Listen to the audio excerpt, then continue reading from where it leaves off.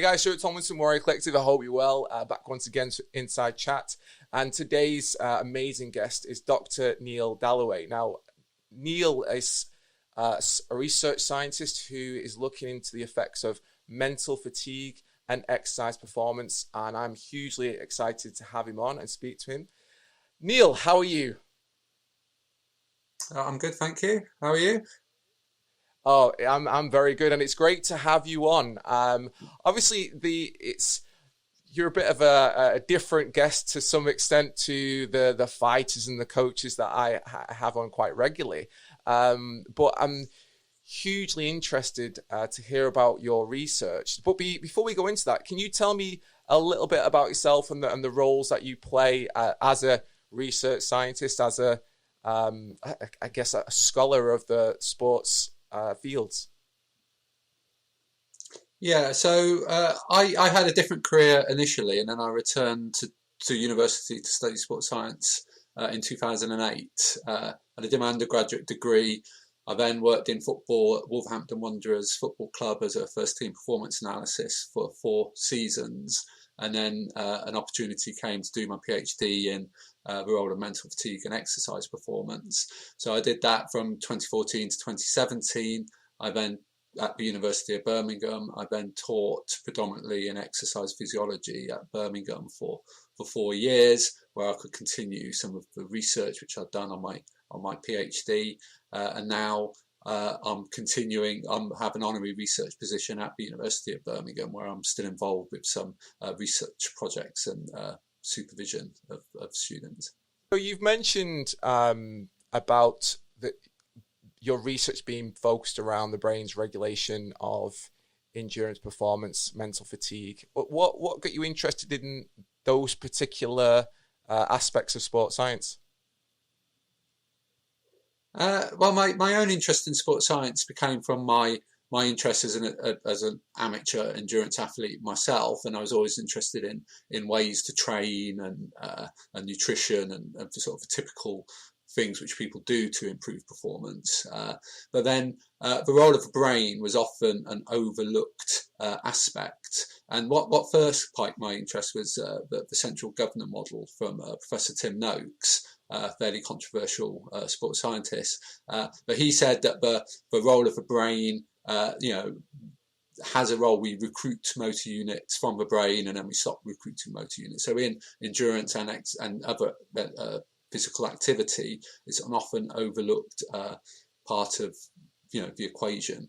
So that's the first started getting me interested, and then a PhD opportunity became available, which was looking into this, which I managed to get, and then specifically.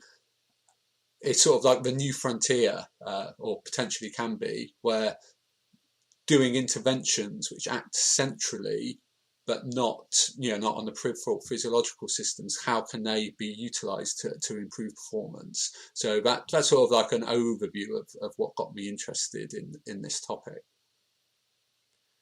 So, as you just mentioned, obviously there's a lot of people that maybe don't look at the brain as being as an important aspect of, to some extent, sports performance. Obviously, the brain controls the body, but when people train, they're usually thinking about physical aspects, and they're getting their muscles stronger, their fitness, their cardio. But where does the brain fit in with regards to this type of training then? Well, I think for endurance sports, it's specifically the role of perceived exertion, and why do some people have a higher tolerance to high levels of perceived exertion, or a better tolerance to high levels of perceived exertion than others. It's similar to like pain thresholds as well. Some people can tolerate high pain thresholds, some people can't.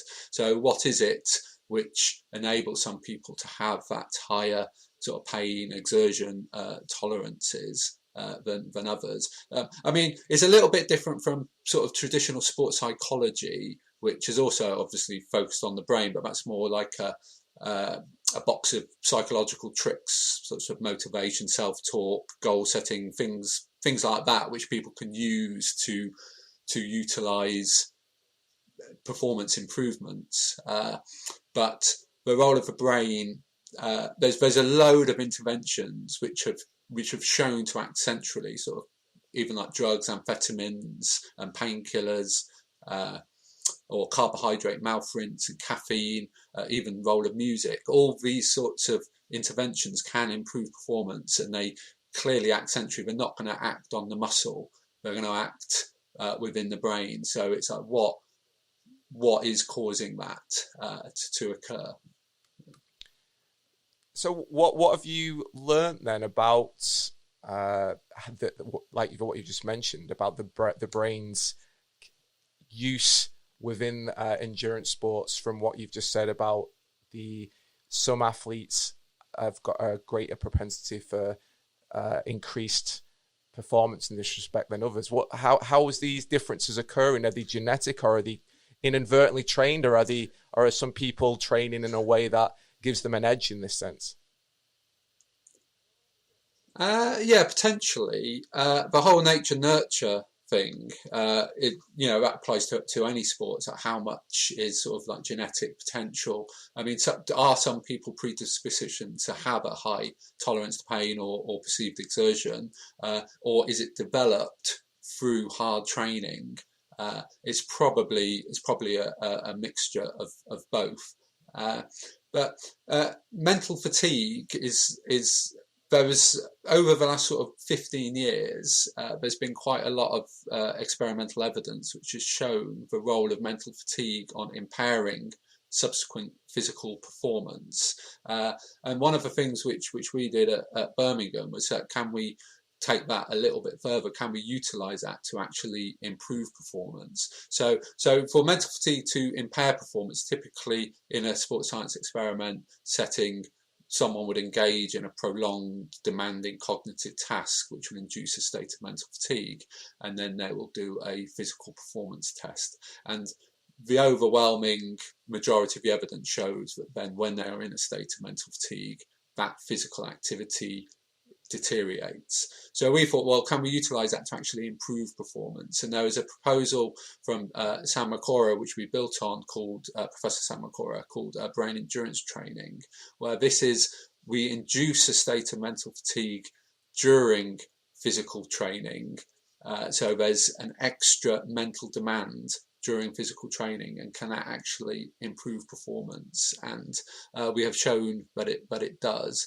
And the way that we think it works is when you're the reason mental fatigue impairs physical performance is it elevates your perceived exertion. So when you're mentally tired, physical activity feels harder, and when physical activity feels harder, you don't perform as well. That's sort of like in a very overview, simplistic approach to the mechanisms. But the reason it's meant to occur, or one of the proposed reasons meant to occur, is that there's the same cortical areas which are involved in the perception of effort, demanding cognitive tasks, and autonomic physiological responses to exercise. So if these areas in the brain become tired, then it will affect subsequent physical performance. So going back to the concept of brain endurance training, is giving additional mental demand during physical training to make it feel harder, and then after a period of training, when that's removed, suddenly the same level of exercise feels easier, and as a result you can then perform better. And we've done a whole series of experiments of different ways of utilizing that, because we initially did what we call the concurrent brain endurance training method, where you do physical activity alongside the demanding cognitive task, but that has practical limitations for a lot of sports or physical activity where you've got to concentrate on something else. So, but that showed that we did have quite profound, significant performance improvements in the post-training session. And then we did the what we call the prior brain endurance training, is where you put yourself in a state of mental fatigue before you do your physical training. So your brain's tired, you then, physical activity feels harder, You do your submaximal physical training in this mental fatigue state, and then after a period of time, because you're used to doing that physical activity when you're mentally tired, your performance improves. And we've also seen studies which were post-vet, where you do the physical activity after the exercise, and some coaching. This also has other practical applications. This was done in football, where coaches, mental fatigue does impair your physical performance, so sometimes the coaching staff won't want their physical training impaired, so they did it after. And then one of the proposed mechanisms that may work is that when you're physically tired, you're getting used to putting in high levels of mental effort, and mental effort is obviously required for high level sporting performance. So again, that has shown to the post-vet method has also shown to improve exercise performance. And then finally, we have there's some other techniques, but the one I mentioned now is what we call the intermittent vet. So we did this with submaximal home-based gym exercises, so sort of like body squats, wall sits, press-ups, and then in between reps, the participants engaged in a cognitive task. So again, that utilizes the spare time between bouts of exercise, and it makes exercise feel harder, but it doesn't actually impair you're not doing it alongside the exercise at the same time, the cognitive activity. So again, that's shown to improve performance. So there's a whole range of what we call brain endurance training, different techniques, and some of it may be applied or could be applied to mixed martial arts or combat sports, and there's limited evidence on the application to that, but we know that some high level athletes are engaging in this. So that's a predominant thing from taking that mental fatigue impairs performance. How can we utilize that to actually improve performance? And we've had quite promising results with it so far. I mean, it sounds really, really interesting. I mean, what given the examples, what you've said, I mean, how, let's say, for example, you've got an athlete doing brain training or mental endurance training while they're doing their physical sports. How can you give an example of what that might be? So let's say, for example, they're doing their sport and their training. What would you class as that brain training that they'd have to do during the sport, or in any of the periods of time that you've just given examples for? Okay, yeah. I mean, I just wanted to make a distinction. You very mild point, but you called it brain training, and we call it brain endurance training. There is a distinct difference, because you get some of these like brain training apps which are meant to improve cognitive function, and the evidence on those is very limited. But we call it brain endurance training, and the tasks, to answer your question, the tasks which you have to do are very specific to stress certain areas of the brain, executive functions, which may also be utilised, in the autonomic physiological responses to exercise and perceived exertion. So we work with a partner called Soma-NPT, Soma Neuro Performance Testing, and they produce an app which has a whole suite of the specific brain endurance training tasks in them. So for endurance sports, and it may be a little bit different for combat sports, but I'll come back to that. But for endurance sports, the tasks, they have to be require a high level of concentration, working memory, focus, and response inhibition. So all aspects which are required in the event themselves, but so to run as hard as you can for a set period of time, or do an ultra marathon or whatever, you're going to need all of those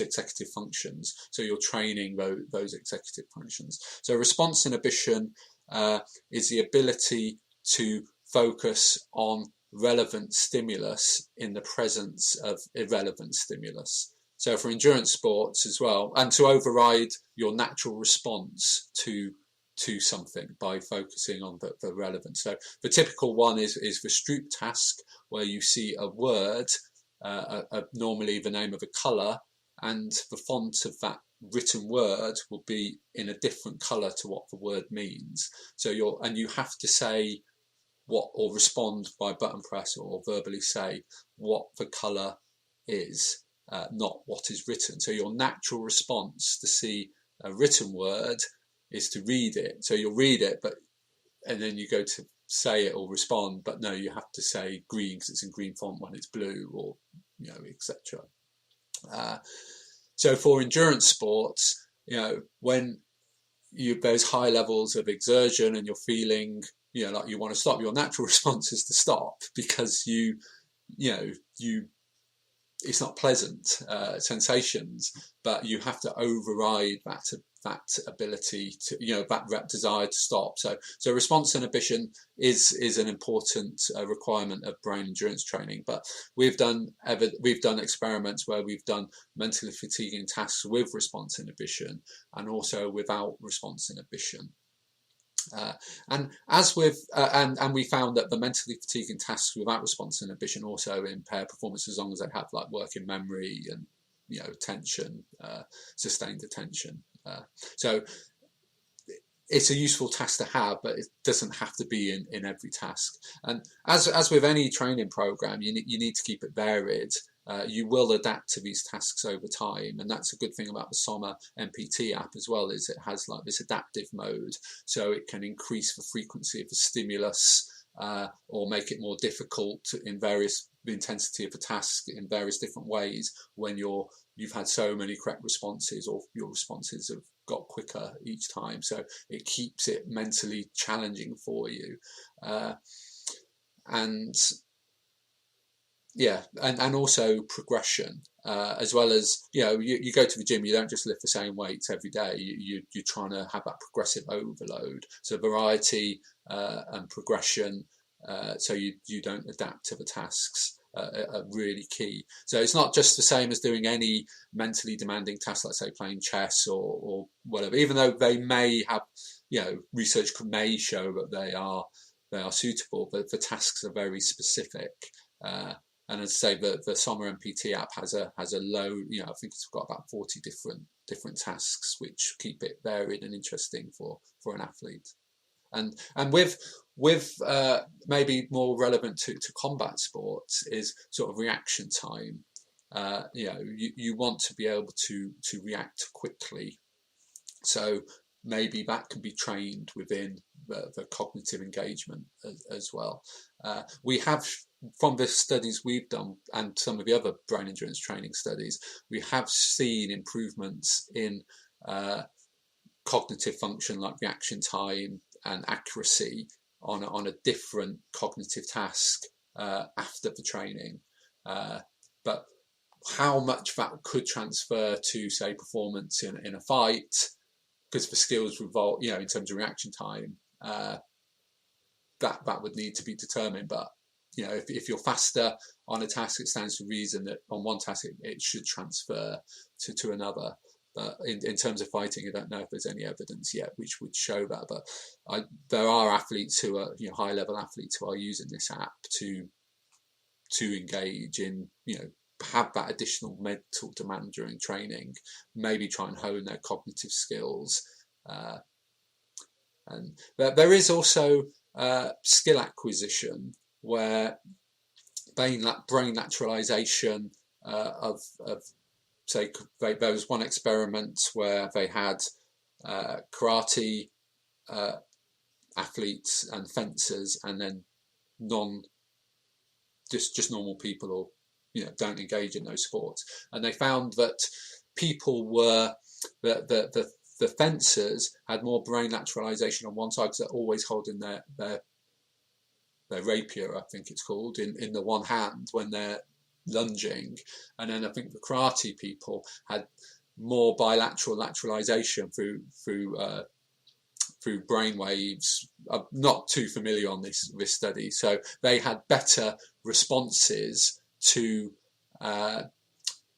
stimuli from different directions than the fencers, but both those groups were different to the non-athletes. So it shows that responding to stimuli in different sides could be trained. Whether it goes back to your question, whether that's genetic, whether some people are predetermined to have better propensity for those sorts of sports, whether it's as a result of the training, remains to be seen. So going back to the mental fatigue, as well as mental fatigue impairing endurance activity, it's also been shown to impair skill specific skills, sport specific skills. Sorry. So. And also reaction times. When you're in a state of mental fatigue, your reaction times, your accuracy declines. So just putting it all together: physical training, cognitive training, you're improving your physical performance and your cognitive performance.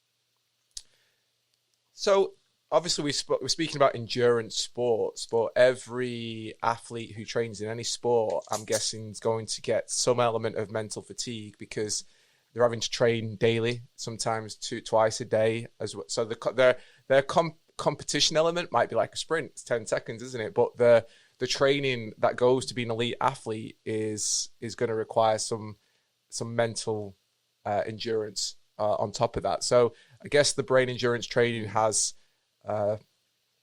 positive effects no matter what the sport is. And if we speak about, let's say, for example, mixed martial arts or boxing where they do multiple rounds, yes, it's anaerobic because it's quite intensive, but they also need the endurance to each round not get weaker, but actually sometimes get stronger as they learn more about their opponent. If you had to give, let's say, a brief example of, let's say, we've got a boxer or a mixed martial arts athlete, how could they potentially put the brain endurance training into their own normal training? Would it be through the app? So one of the other things I've seen as well is there are different, you've probably seen athletes using them yourself, where they have lights and then they have to touch the light on the reaction. Would that possibly be able to be used as part of brain endurance training, or would that be something completely separate? Yeah, it could. Definitely it could be used, depending on what they were doing within that task. But it will probably be some sort of like response inhibition or reaction time task, which would be suitable. Back to the previous question, where said that the tasks have to be stressing specific executive functions. But in your question there, you raised quite a few points I just want to touch on. Elite athletes have actually been shown to have superior resilience to the negative effects of mental fatigue on exercise performance. So is that what makes them an elite athlete, again, and genetically, or is that a result of all their training? Because it stands to reason if the same cortical areas are used in cognitive processing as well as perceived exertion and autonomic responses to exercise, and they're high in those areas, they should have superior cognitive control on these specific tasks, and that has been shown.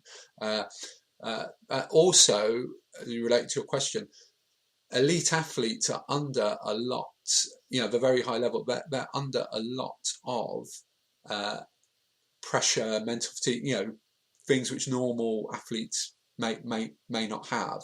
So I think if you were to utilize this with elite athletes, the very top level, and these athletes have an ability to train extremely hard, where it probably won't be as a big an effect as on sort of like the recreational lower level athlete who's looking to get more out of themselves. I think the good thing about brain endurance training is it can make the exercise feel harder. So for endurance sports, sometimes you can't train for the demands of the event in training. You can't replicate them. Say you're going to do a 100-mile ultra marathon, you're not going to be doing that in training. And in some ways, it could be the same for mixed martial arts. I don't know much about how they train, but if you're doing like multiple rounds, I'm sure that the opponent is going to be a lot more demanding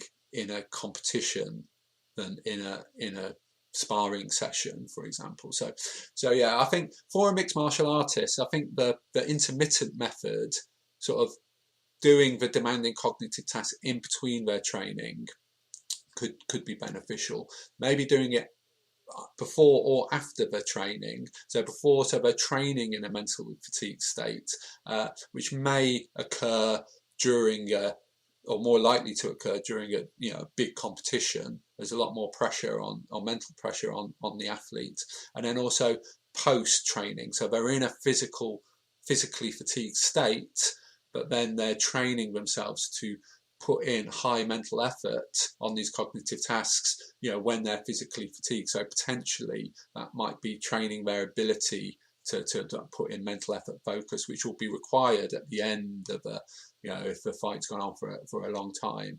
So, and as you mentioned, there are athletes who are utilizing some of these cognitive training techniques or brain endurance training in and around their training with these light boards and training reaction time, and also responding to visual stimuli, incoming things. So I think a lot more research is needed to be done, especially sport specific, for mixed martial arts potentially. But the emerging evidence, I think there's probably about 10 brain endurance training studies which have been done, and they've all shown increased physical performance and cognitive performance. And then it's like, well, how can we take these studies from the lab to the for sports setting? But sometimes coaches they're ahead of sports science. They're trying things out, as we've mentioned, with these light boards and things, even though there might not be much sort of experimental evidence to currently support it. So yeah, a range of techniques which I think could benefit martial artists or mixed martial fighting people, prior, intermittent, post. I don't think you could really do it concurrently unless they're doing, some sort of aerobic conditioning work. And then how you periodicize that within their physical training, maybe to have to discuss with a coach, a fighting coach, how it could, what the data we got from the lab, how it could be applied. So if anybody wants to get in touch, we could discuss how would you utilize our findings in your training environment. To be interesting to hear.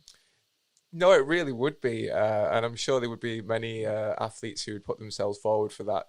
That's the thing, isn't it, with athletes in any sport?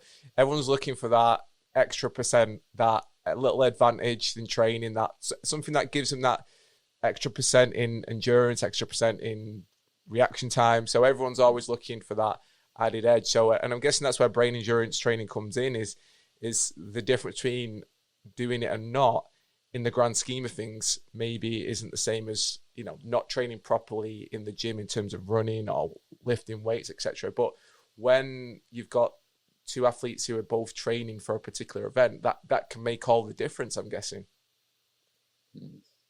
Yeah, potentially. I mean, if they think it's working, then the placebo effect, I think there's more to it than the placebo effect. But if people are engaging in it and that they're seeing their reaction time, you've got quantitative data there from the app, you're getting faster. Okay, it's on that task. It could help with confidence, or you're doing something which the other person isn't. And the mental, anecdotally, all athletes from all sports say about the mental side of the game, whichever your game is, and also we've talked about, every athlete knows that on some days they're feeling good, they're ready to train or compete, and some days they're not feeling so good. So one thing which you can also do, that could be due to your fluctuating state of mental fatigue or just general fatigue. Lots of reasons could be contributing to that, and one of them could be mental fatigue. So you can sort of subjectively rate your mental fatigue alongside other athletes, or their coaches will rate how hard the session was, or or their wellness, or their sleep, or their general stress. You could add a mental fatigue rating in there. You could also, even though prolonged engagement in cognitive tasks can induce a state of mental fatigue and impair performance, athletes could use an app and just do a brief cognitive task, and then they'll get a score for their a baseline score for their reaction time and their accuracy on one specific task. And then if they deviate away from their baseline on one given day, and their self-report rating is also high, that could maybe say you're in a state of mental fatigue, and maybe that day might not be the best day to engage in hard training, or as a form of brain endurance training, maybe it would be. So there's lots of ways which, you know, you can monitor your state of mental fatigue. You can realize, you know, diaries and things. You can sort of try and realize why you're feeling good on one day, why you're not, and mental fatigue could be a part of that. And the more an athlete learns about themselves and how their mind and their body responds, the better equipped they will be on competition day.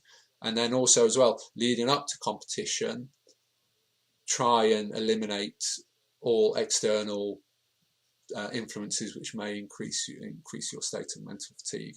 And also we talked about response inhibition, even like dealing with the press or dealing with members of the public, and they're getting asked questions and they're having to, they might want to just tell them to go away non-politely, and they're having to inhibit that response, and that or emotional regulation could also be putting demands on the person which might not be preparing them best for the upcoming event. So lots of different ways. I think brain endurance training in combat sports, where there's going to be such a high need of focus and physical demands and cognitive demands, it definitely could have a place. And then also just monitoring your state of mental fatigue as you go along. Your training period could be beneficial as well. So you mentioned this app. I'm just going to look. Is it a free app? Is it available is it available for the general public? How can people find it? What is it? Is it on Android and Apple? Yeah, it's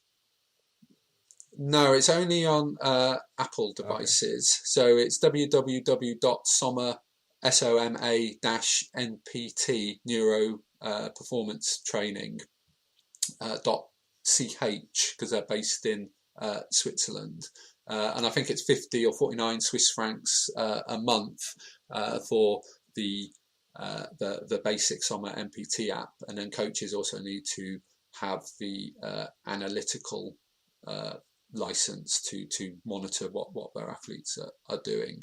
So we've been involved with Grant Hayes, the CEO of Soma, used to be called S-Switch, but Soma.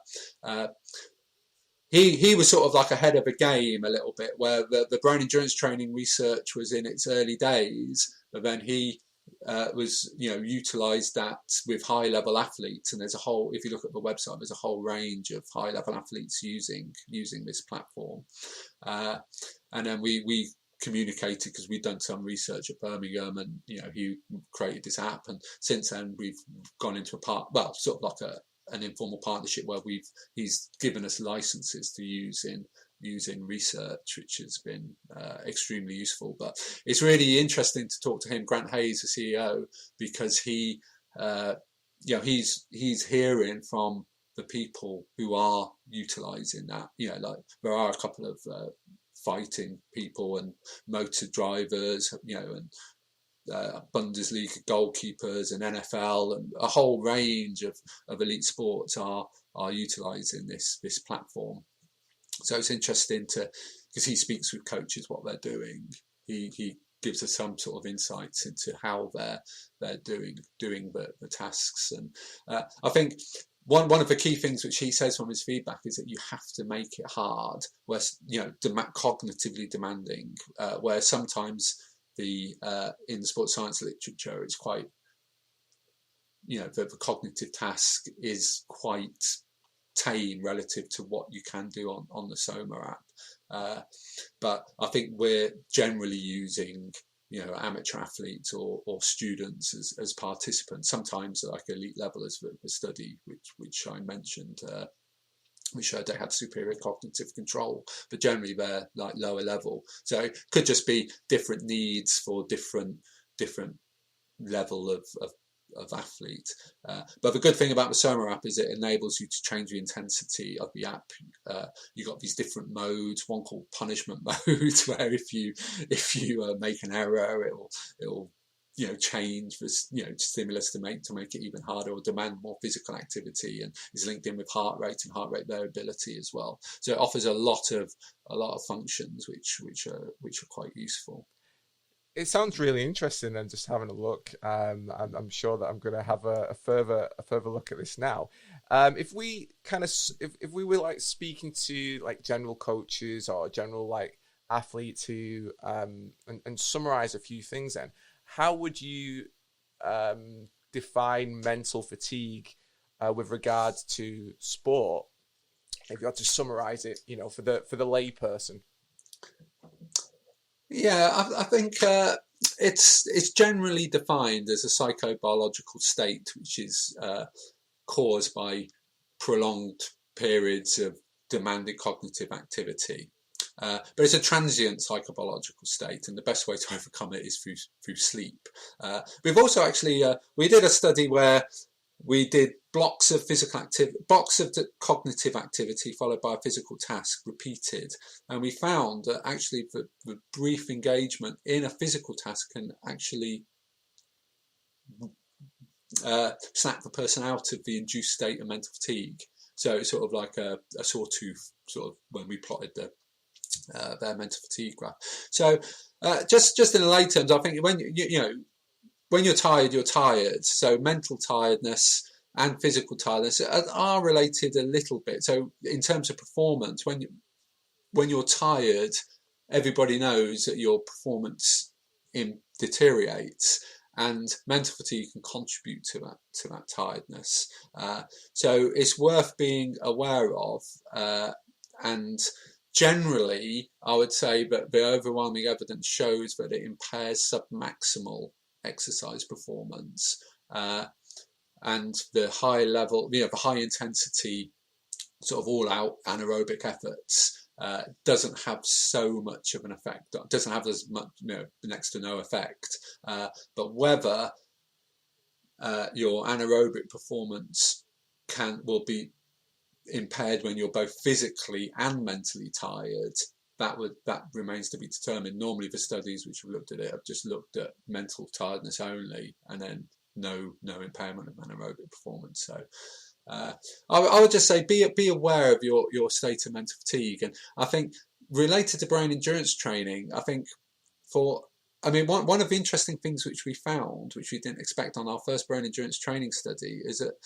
we took ratings of interest and enjoyment, and I could understand maybe if they were lower during training, because you're having to engage in this cognitive task which is like really annoying you and you've got to focus, but they weren't actually lower in that because it provided a distraction. But in the post-testing, when the brain endurance training participants, they were performing better than the control participants, even though they'd done the same physical training. Their ratings of interest and enjoyment on the tasks which they were doing better in had declined quite significantly. So I would be aware that maybe performance has to come at the cost of that performance has to be the key requirement. Performance gains for anything. For me, so I'm a cyclist. I go out on my bike. I can make that physically as hard anyway. I don't need to make it more harder with cognitive. Sorry, it's got a bit of cramp with additional cognitive training, and I enjoy riding my bike. I don't want to lower that enjoyment off, but I think for an elite level athlete, or an athlete which is time constrained, or an athlete where performance is the be all and end all, I mean, in your sport, you're going to receive a lot of pain potentially if you don't perform well. So I think for those sort of areas, brain endurance training could be beneficial. Or even for the person, say like you're on a treadmill, or you're on an indoor exercise bike, and you might find it like a bit boring doing these little tasks, and can I get better on those tasks? Gamifying it for yourself, that could could help those. And also, so we did the intermittent study where you did it in between sets. I mean, you see people in the gym and just sat around on the machines or between the free weights, and they're just on the phone doing whatever people do on the phones. But if they were doing this task, they could be getting more out of their training. So there's a whole range of areas where it could potentially fit in. So just so monitor your mental fatigue, be aware that it impairs performance, and if you want to take that further and utilize brain endurance techniques, then that would be up to you, the individual or the coach. So. Yeah, that kind of brings me on to where I mean, you've kind of started talking about already, but what would be your takeaway tips, practice, concepts, methods for a coach or an athlete listening to this? Are there 5 things that they can start to do straight away that's going to make a difference? What would you suggest, to get started on this? Yeah, I think the starting point is to be aware that mental fatigue will impair your physical performance. And then from that, if you want to utilize that, maybe be aware, monitor your state of mental fatigue on day to day.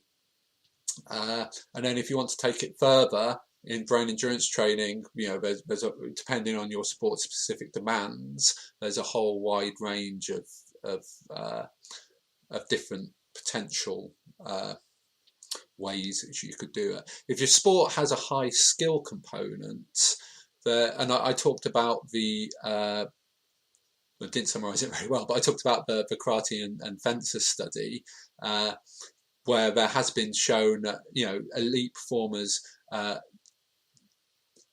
have better neural activation patterns than novices on skill acquisition tasks. So, but I'm more from the endurance side than the skill acquisition side. My colleague, Professor Chris Ring, he does a lot on skill acquisition type things with neurofeedback and can you improve your skills? So there's a little bit on that which I've not really talked about. We also did a study where we induced a state of mental fatigue. But then we gave people, when they was in the state of mental fatigue, performance feedback, so they knew how well they were doing. Because all these experiments which have shown mental fatigue impairs performance are normally done when you don't know how well you're doing on a task, like a cycle time trial or a time to exhaustion test.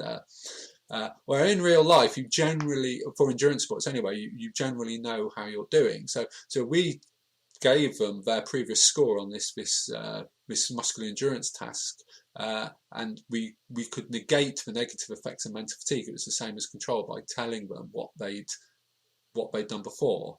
So on a practical tip, if you were a coach and your athlete was in a state of mental fatigue on a specific day, maybe give them more feedback on how they're doing so you can get the most out of their training session.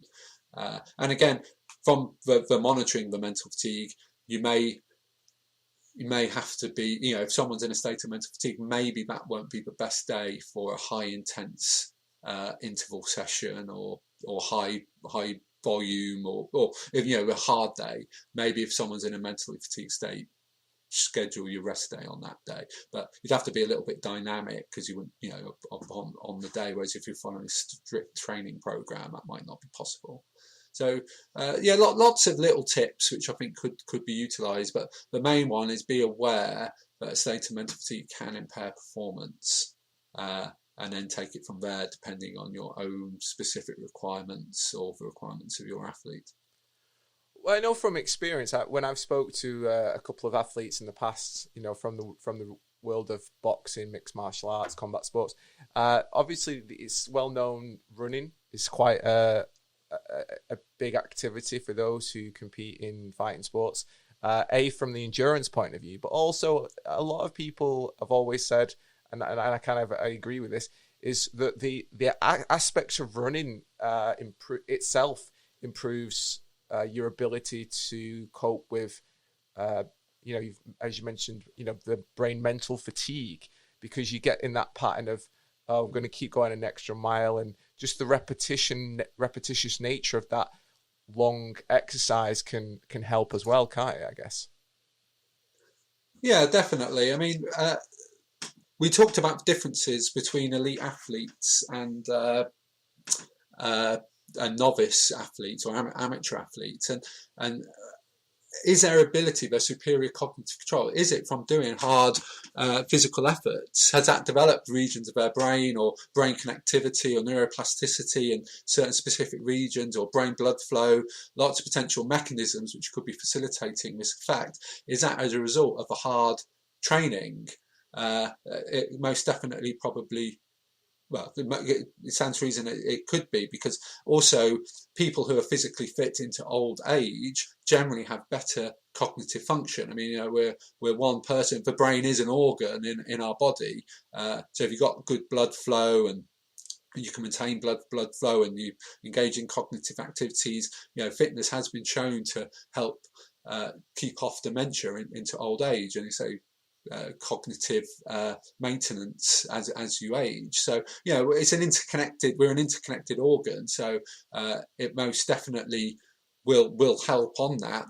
But for runners, for boxers, say doing running, again, if they want to get a little bit more out of it, maybe they can't do, depending on how they train,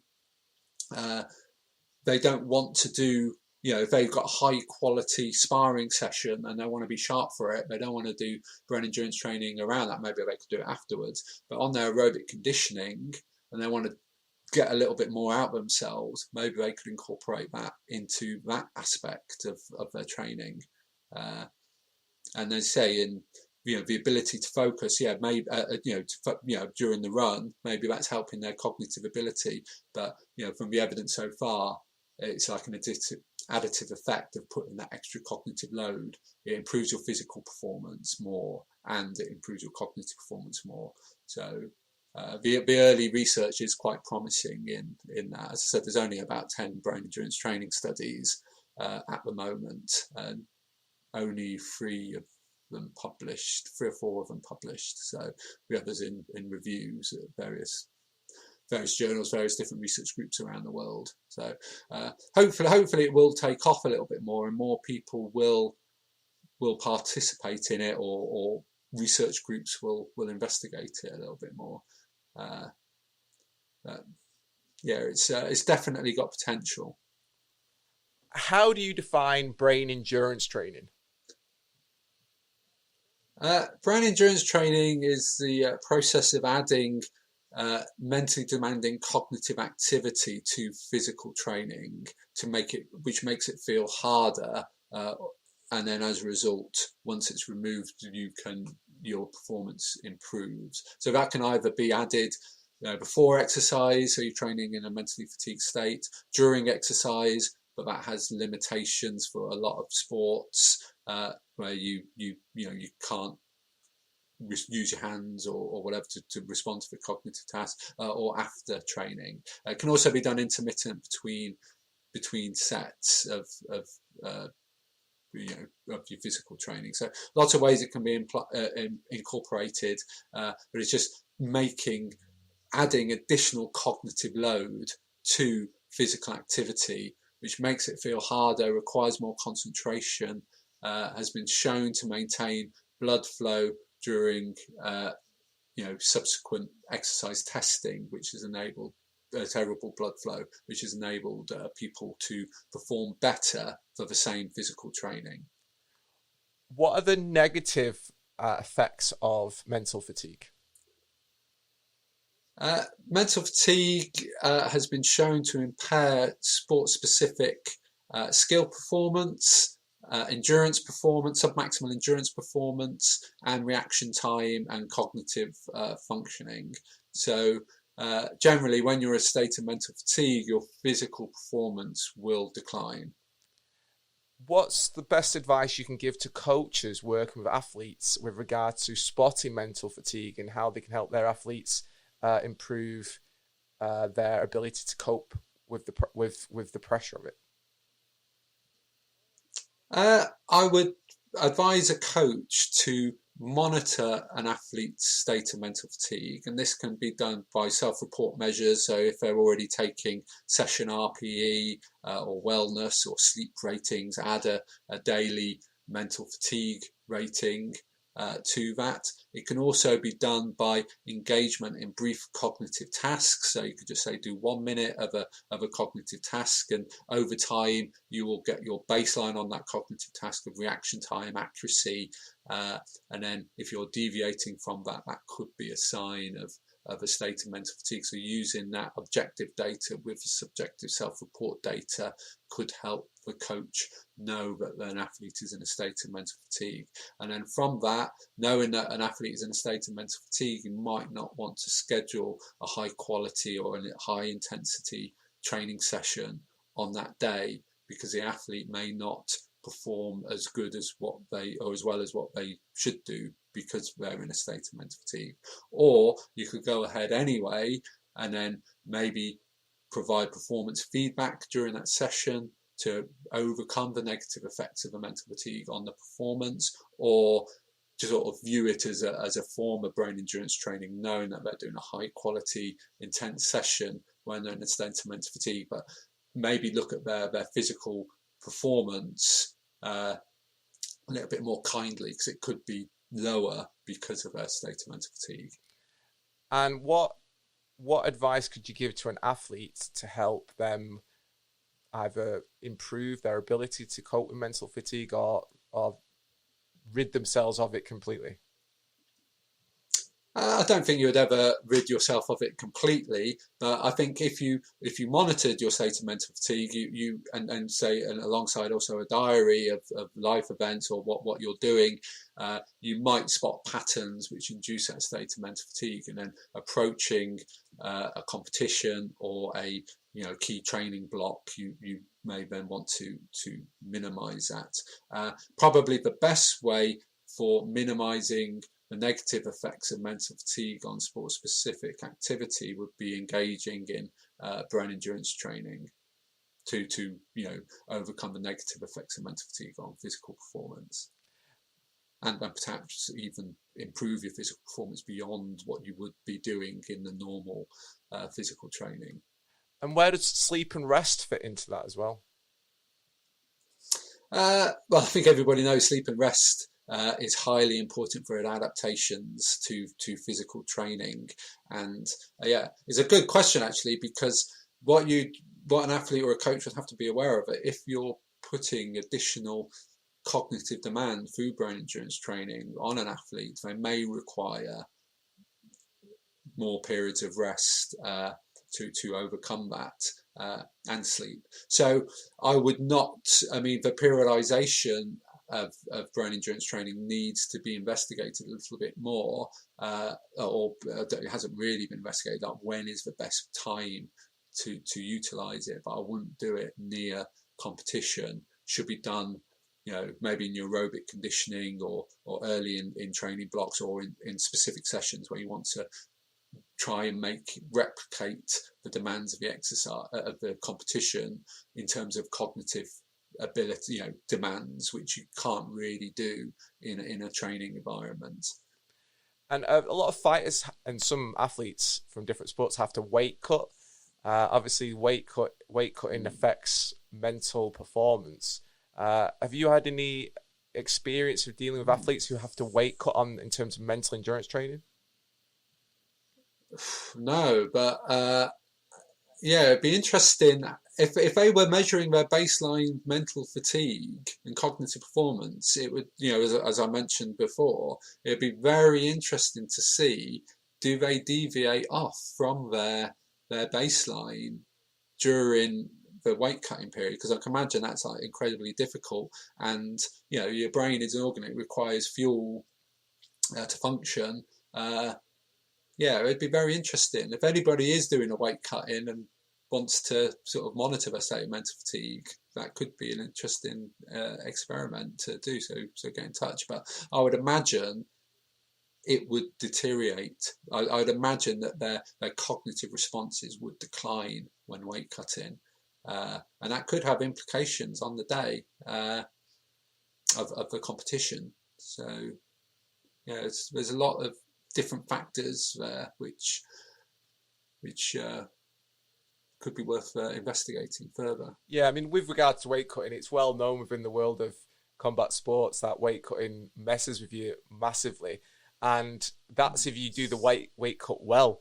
Sometimes weight cuts can go wrong, and you have to do a lot more cutting last minute to make the weight. And you can see from the way fighters and athletes speak pre-event, post-event, leading up to the event, how weight cutting affects their general state of mind and their ability just to function in a normal sense. So it's a definite I think it would make an interesting addition to the research that you're doing.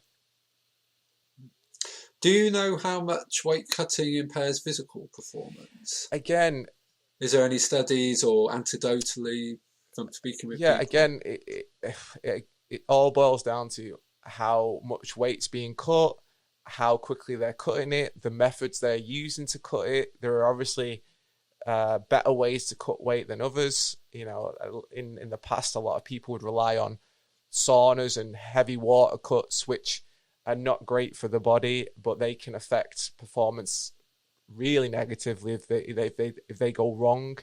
There are some promotions nowadays that have introduced hydration tests to try and stop athletes and fighters cutting quite as much through water cuts.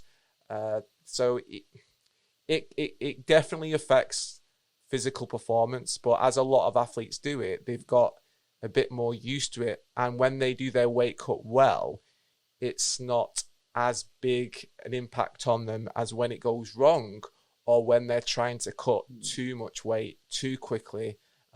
And what you've got to remember during the weight cut is they're still training, so they're cutting weight at the same time, layering up their training. So they've got to push harder on less calories. It's a bit of a minefield. So yeah, it's definitely it would definitely be an interesting addition for the study, in my opinion. Just because I know, just from the experience in combat sports, how that is a huge factor as well.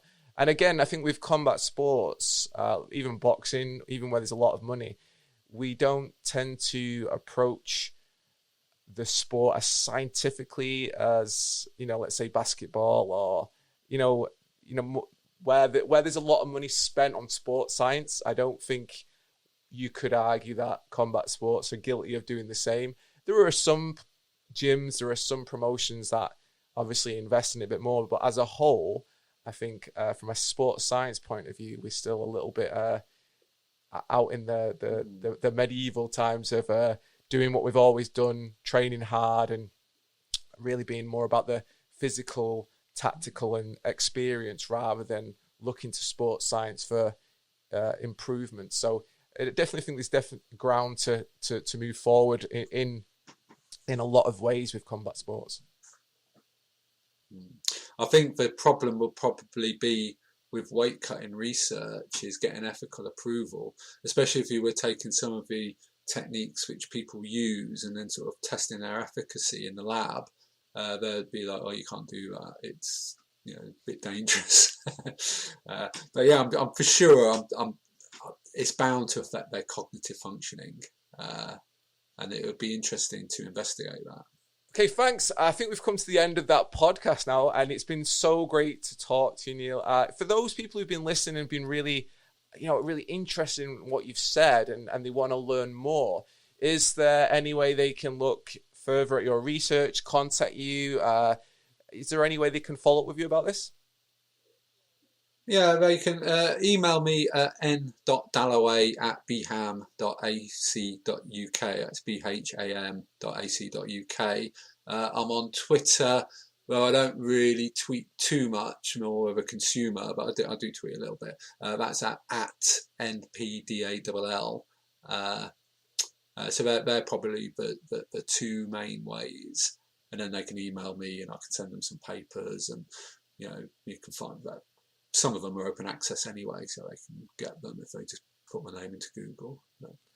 And for those wanting to maybe follow on, if you got any videos or books that you can recommend that maybe you've done or that are high in the field? Well, I did a talk for the IAAF which is International Association of Athletics Federation, in the World Championship in London 2017. So there's a YouTube presentation of me talking about this coaches conference, mental fatigue, the role of the brain in endurance exercise. Books, I think there isn't really many books on the role of the brain in endurance exercise. I think there was one which came out, but I've not read it, so I couldn't recommend it. Probably, if you're interested in the role of the brain and the models, probably the best paper is Tim Noakes's, I think it was 2018, latest Central Governor paper, which is called they've sort of moved away from the name Central Governor now to the 3D framework of centrally mediated motivation or something. So that would be a good place to start, because it summarises all of this area and the development of these models within that. Yeah, just trying to think. Yeah, I think I'd say it's difficult because there's no sort of like one book, which there might be like book chapters on various things, but there's no. I'll send you a list of stuff afterwards. But probably check out the SOMA NPT SOMA. www.soma-npt.ch website. So they'll have some resources on there, I think, on or you can see what they offer, which will be a good starting point. Great. Well, it's a bit no. Great. Well, thanks for that. I think it's been amazing talking to you, and I know I've learned a lot, and I'm definitely going to be looking more into this app, and definitely going to be looking more into the kind of brain endurance training that you've talked about. It's really piqued my interest and raised another notion for me to kind of maybe even add into my own training going forward. I'm really, really interested in learning more. But I know you're super busy, so thank you for sparing the time to speak to me. I'm sure everyone who's been listening has really enjoyed this. And hopefully we'll be able to speak again in the future at some point. Yeah, sure. Thanks for inviting me on. I've enjoyed our conversation. Hope you and your viewers have found it useful in some way. I'm sure they have. Thanks again, Neil. Okay. Right. Cheers then.